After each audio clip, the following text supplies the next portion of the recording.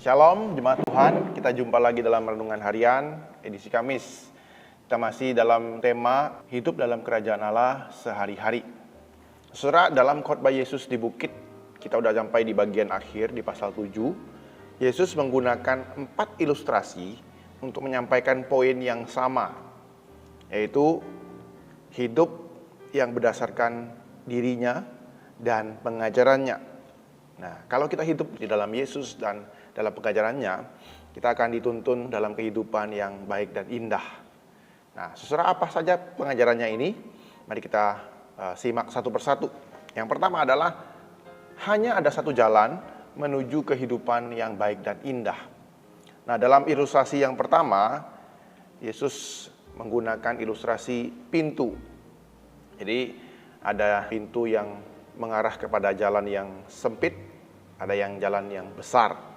Nah, dikatakan di ayat 13, masuklah melalui pintu yang sempit, sebab pintu dan jalan yang menuju ke neraka besar dan lebar, dan banyak orang melaluinya.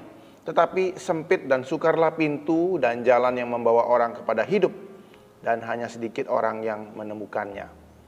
Nah, ini terjemahan dari Alkitab bahasa sehari-hari. Nah, saudara, gambaran tentang pintu ini memberikan pilihan kepada pendengar Yesus pada waktu itu, bahwa jalan yang sempit adalah jalan yang Tuhan tentukan. Memang kelihatannya susah menjalaninya. Nah, gambaran ini memberikan tantangan kepada murid-murid Tuhan Yesus pada waktu itu. Tantangannya bahwa hidup mereka akan banyak gejolak, konflik dengan dunia yang sudah berdosa ini. Namun, ingatlah, ujungnya itu adalah kehidupan. Nah, kita sering diceritakan bahwa mengikut Yesus itu sulit dan harganya mahal. Nah, memang itulah harga pemuridan.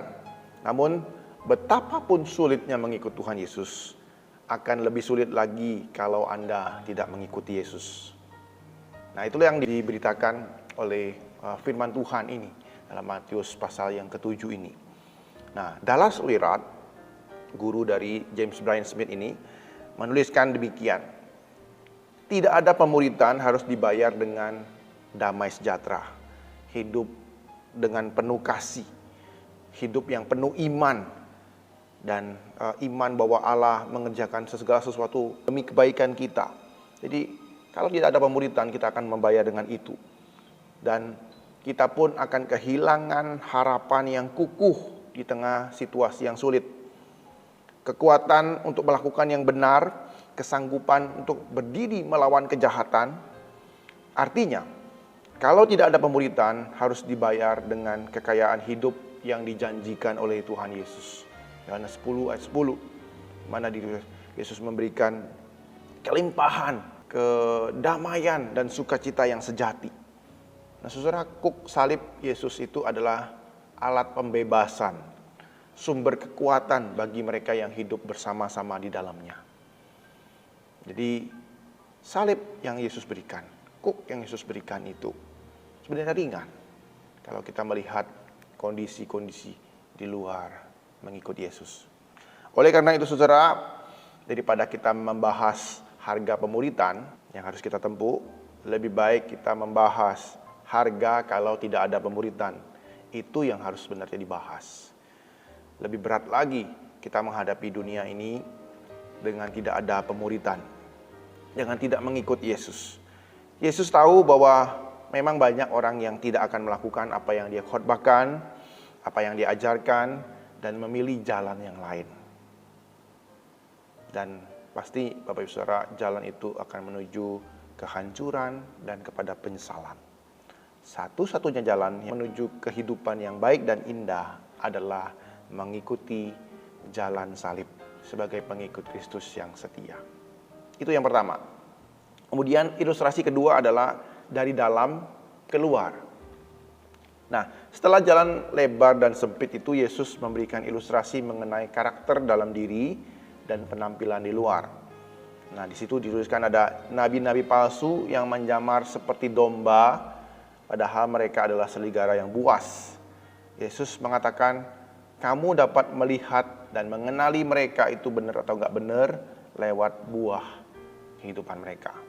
Matius pasal 7 ayat 15 sampai 20. Matius pasal 7 ayat 15 sampai 20. Nah, Saudara, Bapak Gereja John Chrysostom menafsirkan ayat ini dengan mengatakan bahwa nabi palsu itu bukanlah bidat. Jadi bukan orang-orang ajaran sesat, orang aliran sesat, bukan. Tapi mereka ada di dalam gereja, mereka hidupnya rusak, namun menggunakan topeng kebaikan. Kita perlu melihat buah roh setiap orang-orang yang berjalan di jalan yang sempit ini. Nah, oleh karena itu kita bisa mengenali apakah orang-orang yang ada di jalan sempit ini benar-benar mengikut Yesus dengan setia. Nah, pernyataan John Chrysostom ini selaras dengan khotbah di bukit, yaitu Yesus menyinggung hati manusia, hati yang telah diubahkan oleh Yesus Kristus. Jadi dalam itulah akan keluar ungkapan-ungkapan ataupun tindakan-tindakan, pikiran-pikiran yang sesuai dengan firman Tuhan. Jadi dalam hatilah keluar buah roh yang konsisten. Inilah yang diingatkan oleh Smith. Jadi kita akan bisa melihat hati seseorang. Karena kita nggak bisa mengenali hati setiap manusia. Tapi kita bisa melihat itu dalam buah yang mereka keluarkan dalam kehidupan mereka. Saudara, Smith dalam bagian ini diingatkan bahwa ia sebagai seorang penulis, guru, pelayan, dosen, dia harus mengutamakan karakter daripada perkataan-perkataannya. Itulah yang perlu kita perhatikan dengan ilustrasi ini. Dari dalam hati itu akan keluar. Nah, buahnya hatinya itu baik atau enggak baik kelihatan dari buahnya. Kemudian hanya ada satu jalan menuju kerajaan Allah. Satu jalan menuju kerajaan Allah. Yesus melanjutkan ceritanya. Dituliskan di sana bahwa satu-satunya jalan masuk ke dalam kerajaan Allah adalah melakukan kehendak Bapa. Matius 7 ayat 21 sampai 23. Bukan setiap orang yang berseru kepadaku Tuhan, Tuhan akan masuk ke dalam kerajaan sorga, melainkan dia yang melakukan kehendak Bapakku yang di sorga. Pada hari terakhir banyak orang yang akan berseru kepadaku Tuhan, Tuhan, bukankah kami bernubuat demi namamu dan mengusir setan demi namamu, mengadakan banyak mukjizat demi namamu juga? Pada hari itulah aku akan berterus terang kepada mereka dan berkata, aku tidak pernah mengenal kamu. Enyahlah daripadaku, kamu sekalian pembuat kejahatan. Nah, saudara, satu jalan menuju kerajaan Allah adalah menaati kehendak Bapa. Nah, frasa melakukan kehendak Bapa ini dia identikan dengan panggilan menaati kehendak Allah. Jadi sebuah panggilan. Namun kadang-kadang kita mengartikan panggilan itu sebagai taat dan mengikuti peraturan-peraturan yang ada. Saudara, apa artinya mengikuti panggilan Tuhan? Mengikuti, menaati kehendak Allah. Cara terbaiknya adalah dengan melihat bagian ini dengan utuh. Yesus di ayat 23 berkata kepada kita, aku tidak pernah mengenal kamu. Dia berkata kepada orang-orang yang berseru-seru kepadanya, Tuhan, Tuhan, yang telah melakukan banyak mukjizat. Frasa, aku tak pernah mengenal kamu. Nah, ini akan menolong kita mengerti tentang panggilan dan melakukan kehendak Bapa itu. Apa artinya ini? Nah, ayat ini berbicara tentang relasi dengan Bapa dan Yesus. Bukan melakukan perbuatan baik itu semata-semata. Siapapun bisa melakukan perbuatan baik. Siapapun bisa melakukan pelayanan di gereja ataupun di rumah Tuhan. Namun, meskipun mereka bisa melakukan semuanya itu, belum tentu mereka punya relasi dengan Bapa dan Yesus itu sendiri. Contoh yang Yesus pakai itu adalah orang-orang yang berseru-seru demi nama Tuhan, bernubuat, mengusir setan, dan mengadakan tanda mukjizat. Ini adalah tanda orang Israel yang berkenan kepada Allah pada waktu itu. Jadi Yesus berkata, aku tidak kenal, seperti itu. Padahal mereka dalam konteks budaya pada waktu itu adalah orang-orang yang berkenan kepada Allah.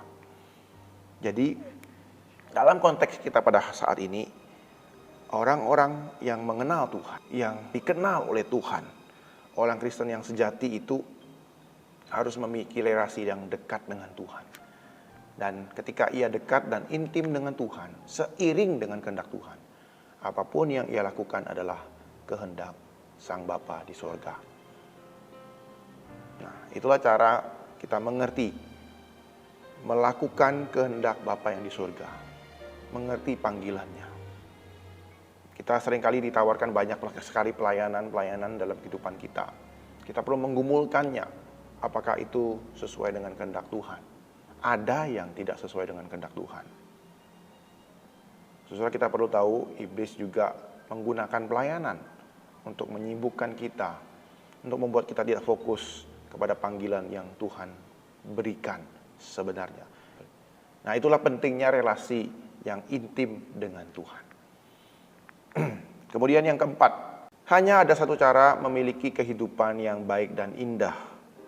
Yesus dalam khotbah di bukit ini, ia menutup dengan sebuah ilustrasi dua orang membangun rumah. Matius 7 ayat 24. Setiap orang yang mendengar perkataanku ini dan melakukannya, ia sama dengan orang yang bijaksana yang mendirikan rumahnya di atas batu. Ayat 25, kemudian turunlah hujan dan datanglah banjir. Lalu angin melanda rumah itu, tetapi rumah itu tidak rubuh sebab didirikan di atas batu. Tetapi setiap orang yang mendengar perkataanku ini dan tidak melakukannya, ia sama dengan orang bodoh yang mendirikan rumahnya di atas pasir. 27, kemudian turunlah hujan dan datanglah banjir, lalu angin melanda rumah itu sehingga rubuhlah rumah itu dan hebatlah kerusakannya. Nah, saudara, Yesus tidak memberikan nasihat tentang cara membangun rumah, tapi ilustrasi ini sangat lazim di tengah-tengah orang-orang di Israel pada waktu itu. Yesus sedang menawarkan kehidupan kepada mereka. Ada dua cara untuk hidup, yaitu menjadi murid Tuhan Yesus, menjadi muridku, atau bukan. Menjadi murid Tuhan Yesus berarti membangun relasi setiap hari dengannya.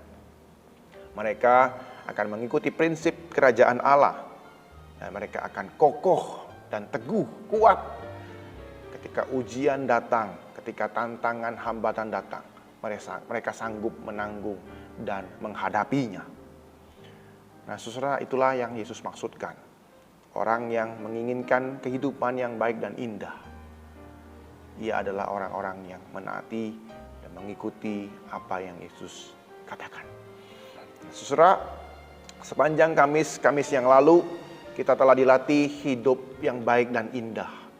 Dan itu dalam rangkaian khotbah di bukit.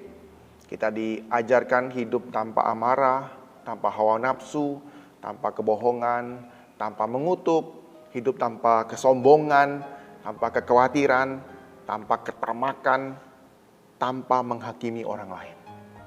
Semoga kita tetap setia melakukannya, disiplinkan diri menghidupi khotbah Tuhan Yesus ini, ajaran Tuhan Yesus ini. Nah, kita tetap di jalan yang sempit itu. Semoga Tuhan boleh menolong kita, menguatkan kita, menikmati hidup yang baik dan indah dalam Kristus Yesus Tuhan kita. Amin. Mari kita berdoa.